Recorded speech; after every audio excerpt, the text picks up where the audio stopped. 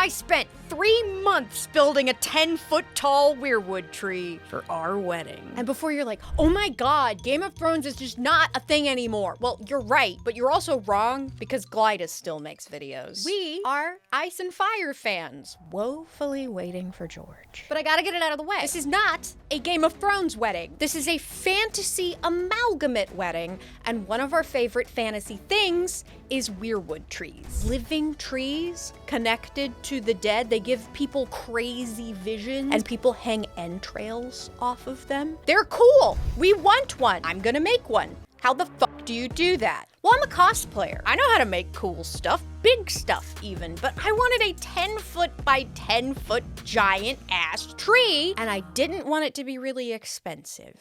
It was still expensive. I knew making something this big would require careful planning and engineering, two things I'm not great at. So I went with the artist approach of wrapping my hands around something instead of my head and did a sculpt in monster clay to get a tape pattern. At least this way, I had an idea of what sort of shapes would form into a tree. But I was immediately faced with a problem. When I realized how big these pieces were, I knew immediately that the first material I had in mind was not going to work. As a cosplayer, of course, my first thought was EVA foam. It's carvable, burnable, shapeable, it would stand up on its own, and it's a material I'm familiar with. But at this scale, it causes a lot of problems. EVA foam certainly isn't too expensive when you get it for props or armor, but a 10-foot tall tree, that's a lot of money for a decoration for a single day. But there was one material out there that's a little bit more cost effective, but it wouldn't require toxic glues, and while it's not carvable, it can still be painted felt. So I had my material, though it would cause a lot more problems than it solved, but I did have the pattern, and I immediately ran into another problem. So I normally print my patterns with regular printer paper by plopping them into this big blank board in Illustrator and taping them all up. But my tree pieces didn't fit on the boards, even if I doubled them. So after years of being hounded by my comments that I should try projector patterns, I finally caved and got a projector. Projector sewing has been a thing for years now, and I've always been really hesitant to try it because I thought that projectors were still the giant heavy monsters of my childhood, and I didn't want one of those falling on my head. But I'm dumb. Projectors can be really small now and really smart, but obviously, as you can tell, for this I couldn't even use it the way most people do for sewing because the pieces are so big that I needed to nail the felt to my wall. But it worked until the projector decided to update itself in the middle of me tracing right before I could trace literally one single registration mark. And oh my god, cutting this out was literally painful. My hands hurt so bad from this, and Chubby did not help at all. But I was at least grateful that I hadn't done this in EVA foam because that would have required me to actually do careful cuts and do it on a cutting mat that I would have had to move every couple feet because the pieces are way bigger than any cutting mat you can buy. Anyway, I had also labeled my pieces with my ABCs, which was kind of my only hope of getting them together right because they're all just weird blobs. So as I got them cut out, I laid them in the correct order, and while I do know my ABCs, I still put them together backwards because the registration marks that I had to wait for were not matching up. With my duct tape patterns for clothing, I often don't even do or will fully ignore registration marks because you make enough things for a body and you can just tell what a side back looks like, but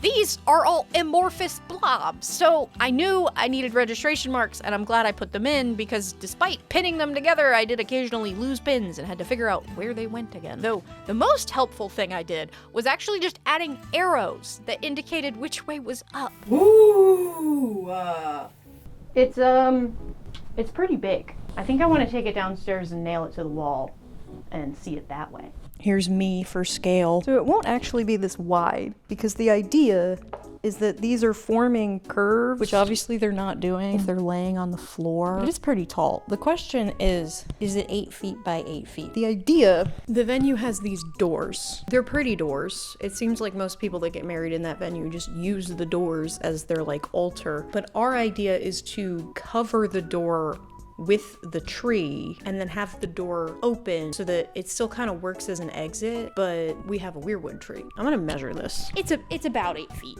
It will be over 8 feet with the branches. But why is this side so short? You know what the actual problem might be. So if you notice, when I had the projector set up, that footage was from 2 different days. I did mark the floor where the projector went on that first day, which I think included A, which could mean there are some pieces that are slightly smaller. But what piece is this? Yep. A. This could be a projector mistake. But now I gotta give this shape somehow. And I do have plans on how to do that, but I don't know if they'll work. So my first idea was this. Suspend it over chairs so that gravity lets each section hang and then absolutely saturate it in watered down tacky glue, a little bit of wood glue, and a prayer. I knew this was probably not gonna be strong enough to make it stand up on its own, but it was doing something.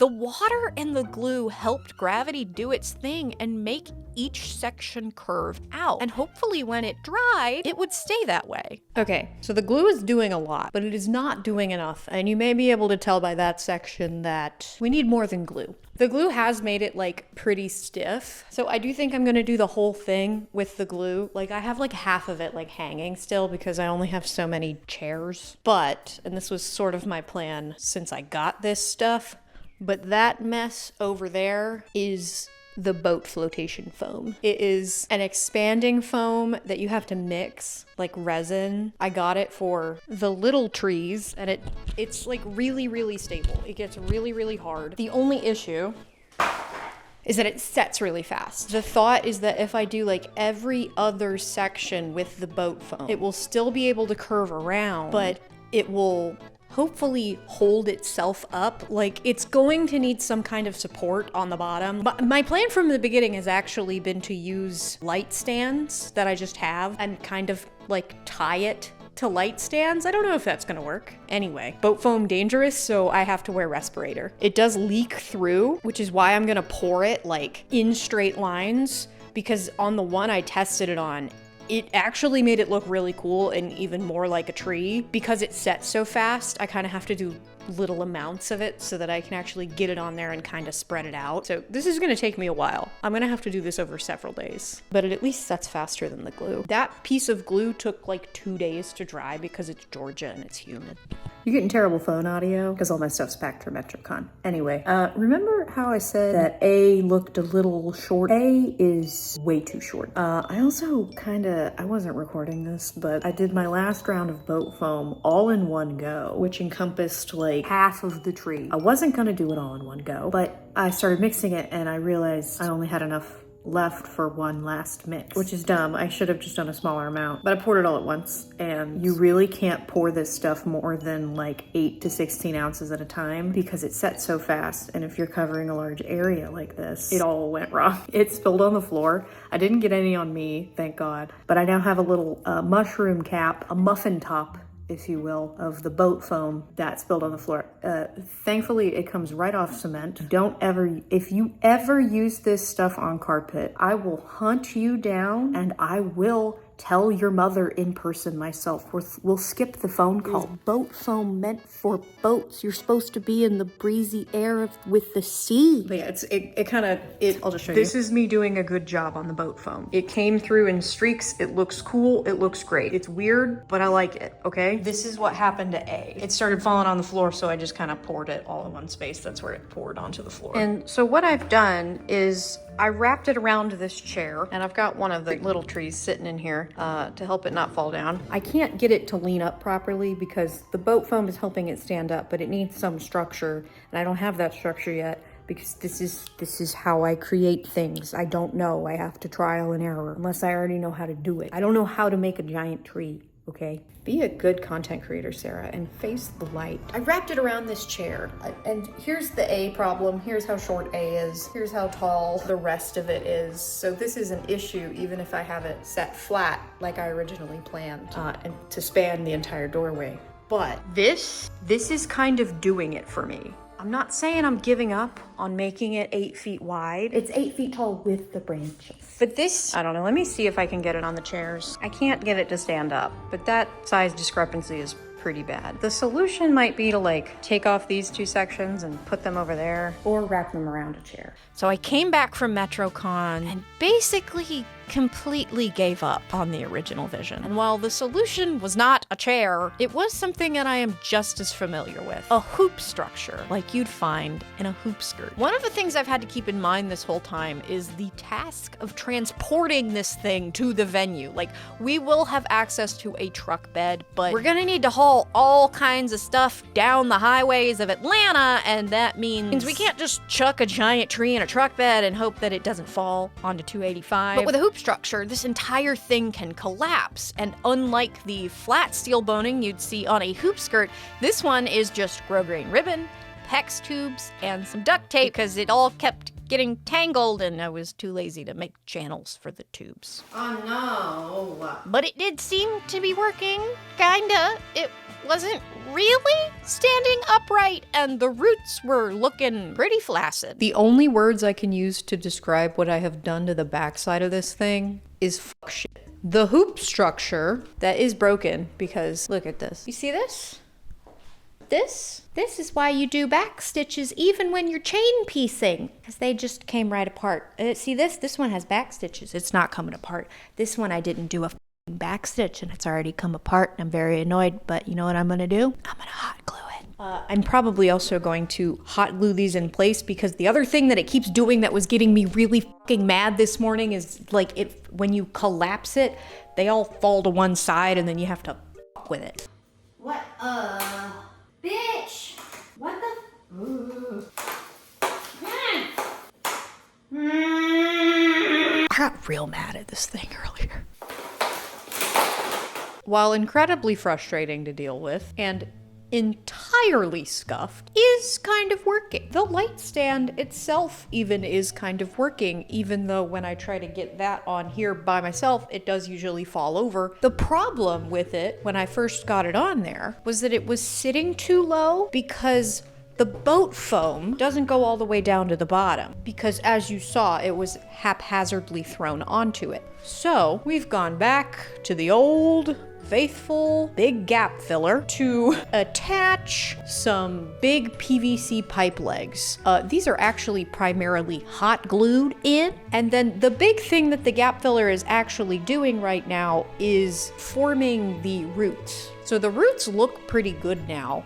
All I really did is I laid it on the table so that the roots could lay vertically, and then I just sprayed them with the gap filler, which is what I'm now going to do to the branches on the top, except because those need to stand up, I'm gonna get some wire and put that in there and then gap filler it, and then hopefully it can just go around its ugly hoop. Oh, also there's cardboard hot glued down there. It doesn't just look good, it looks really good. Oh my god. It fucking works. The branches looked good enough that I excitedly stabbed them with a couple leaves. Oh yeah. And it was starting to look like this might just work. It looks really good. But I knew I needed more branches than this, so it was time to figure out how to get a canopy on top. And my solution was actually pretty simple. A small piece of wood with a hole in the middle to sit on top of the light stand with a couple of PEX tubes bolted onto it. I got a bunch of felt scraps and covered all the tubes, and then I had to fondle each branch to find the holes that I drilled in the tubes so that I could cut the felt, shove the leaves in the hole, and hot glue them into place. And I did that over and over again, and then also shoved a bunch of leaves into the trunk branches and glue those into. There was a lot of shoving and fondling going on, but this is the part of the project that really has no right to look as good as it does. I really had no plan for it. I just went with whatever I thought would work, and I got lucky enough that the only problem I had to solve was that I had duct taped some of the tubes together and they were kind of sagging, but I solved that with extra wire branches that were left over from the little trees. When I carefully crowned my tree while bonking the ceiling of my garage and turning the motion sensor light back on. Oh yeah, we're a little bald over there. That looks pretty good. That's a fucking tree. So now I had a stable tree that was actually as tall as I wanted, but it was still unpainted, which is a process that I knew was going to take eons. But there was one thing I had left to add before I could paint. This thing needed a face. I went back and forth on how I would do this. Should I cut a portion out and then stick some EVA foam behind it and carve all that out, or would that mess up the structure? Could I even cut through the boat foam? Ultimately, I decided that whatever I did, I needed to work with the canvas that I currently had, and should also probably do this not directly on the tree, just in case it looks terrible. So I decided to cut a big piece of EVA foam, shave the edges down to nothing so there's a hope that it would blend in, cut it to where it would kind of sit in between the crevices of the tree, and build up a face with tinfoil, foam clay, and another prayer that it will actually look like a face. Obviously, besides trying to make it not fall down, sculpting a face was the most intimidating part of this project. But I have a BFA. I did take sculpture in college, but we were learning how to weld back then, not how to make a face. And can you tell I never took figure drawing? But the great thing about weirwoods is their faces are haggard. They're damaged and aged with time. And luckily for me, their eyes are usually closed. And I think my guy turned out, well, as one of my patrons put it, it's giving Mount Rushmore. So I got Lincoln glued onto the tree with contact cement, so the respirator had to come back on. And I blended the edges with more foam clay, mostly trying to match those boat foam bumpies. Obviously, the texture of the foam clay is way different from the felt, but the hope was that the paint would blend it all together. So I plopped it down flat in the backyard and got to the final stretch, starting with a Plasti-Dip base coat. Plasti-Dip is a flexible rubber coating that regular people use to add grip to like garden tools or something. I don't know what it's actually normally used for, because I've always used it the way we cosplayers do, to coat props before painting them. Because it's flexible, it lessens the chance of cracking paint for armor that moves on the body, and it does a good job of keeping EVA foam from sucking up the paint you put on it like a sponge. I kinda just used it as a desperate attempt to even out the texture between the felt and the boat foam and the foam clay, and it didn't really do that at all, mostly because I only had 2 cans, and it didn't help that spraying this for so long was also hurting my hands. But when I hit it with the gray Plasti-Dip in the cracks, it was actually starting to look decent. But with that dried and with it put back on the hoop, it was time for the thing I dreaded for months. Hand painting the entirety of the 10-foot tall tree with black acrylic paint to bring out the textures, the cracks, the face details, and add details that didn't even exist to make it look old and to bring it to life. Weathering is my favorite kind of painting because you don't really have to wonder where to go or worry about it looking good. As long as those cracks get darkness, they'll stand out and look awesome. It's the thing that makes all that hard work actually look awesome. It's the equivalent of putting on false lashes. Like, none of it looks right until that black is in there to highlight all the work you put in. For the entire time I worked on this tree, I just kept thinking, it looks okay. It's not amazing by any means. It certainly doesn't look realistic. But I kept hope in the back of my mind that if I persisted, if I found a way to make it stand up, if I found a way to give it a face, if I found a way to make it not fall over, I'd be able to make it look good in the end. Because the one thing I surely know how to do is paint a happy tree. And by the old gods and the new, well, I wouldn't say he looks happy, but I did. Thank you so much for watching. If you want to support the channel directly, you can check out my Patreon, where you'll get some exclusive content. But if you're just watching, liking, commenting, subscribing, or sending the video to a friend or your mom, then you're supporting the channel too, so thank you. I feel like in the last year, I've gotten a lot of people commenting, Sarah, go back to making videos. Well, I have been making something, and it took me 1.5 years. And of course, I wasn't really able to put it out publicly until now.